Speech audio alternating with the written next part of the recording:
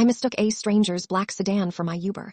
3 months later, I learned the quiet man who drove me home was one of the youngest CEOs in the country.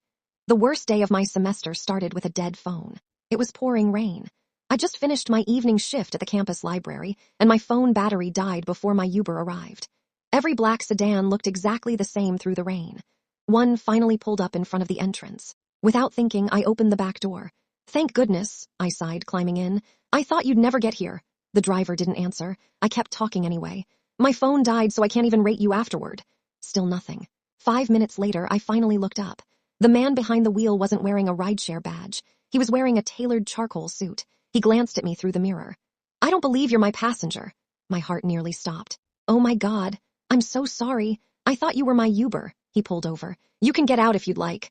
I looked outside. Rain was coming down so hard I could barely see the sidewalk. He noticed. "Where are you trying to go?" I hesitated. "The university apartments."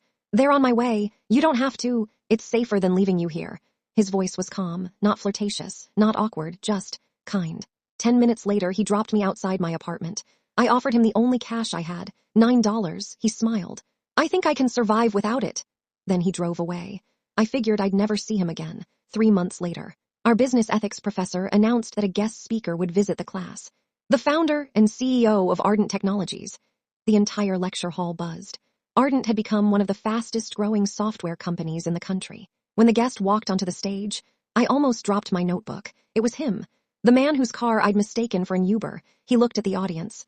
Then his eyes landed on me. For just a second, he smiled. After the lecture ended, I packed my bag as quickly as possible. Before I reached the door, someone called my name.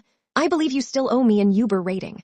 I turned around. He was laughing. I couldn't help laughing too. "My phone died. I remember. My name's Ethan. I'm Ava." Over coffee in the university cafe, I learned something surprising. He hadn't intended to become a billionaire. He'd started his company in a tiny apartment after dropping out of graduate school. He still drove himself because it was the only quiet hour in his day. I admitted I'd expected CEOs to be intimidating. He shrugged. "I've met plenty. They're just people with bigger calendars." We became friends, nothing more. He'd occasionally visit campus to mentor entrepreneurship students.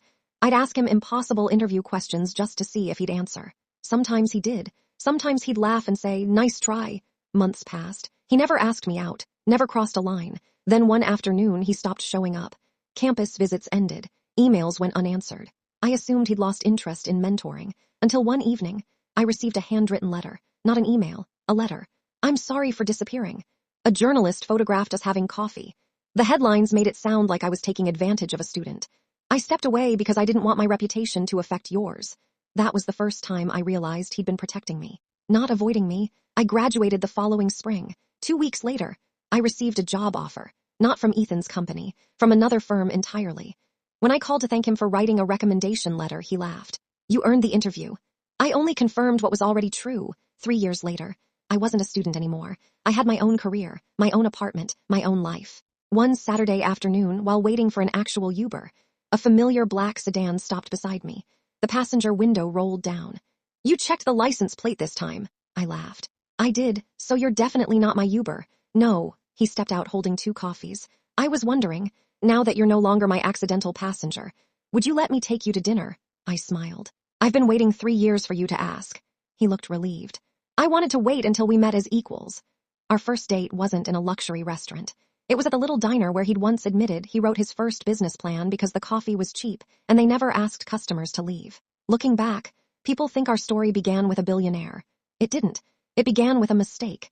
Everything after that happened because 2 strangers chose kindness before they chose romance. Sometimes the best relationships don't start with love at first sight. They start with respect, and the patience to let love arrive when the timing is finally right. If you accidentally got into the wrong car and it led to meeting someone unforgettable, would you call it fate? Or just a very lucky mistake?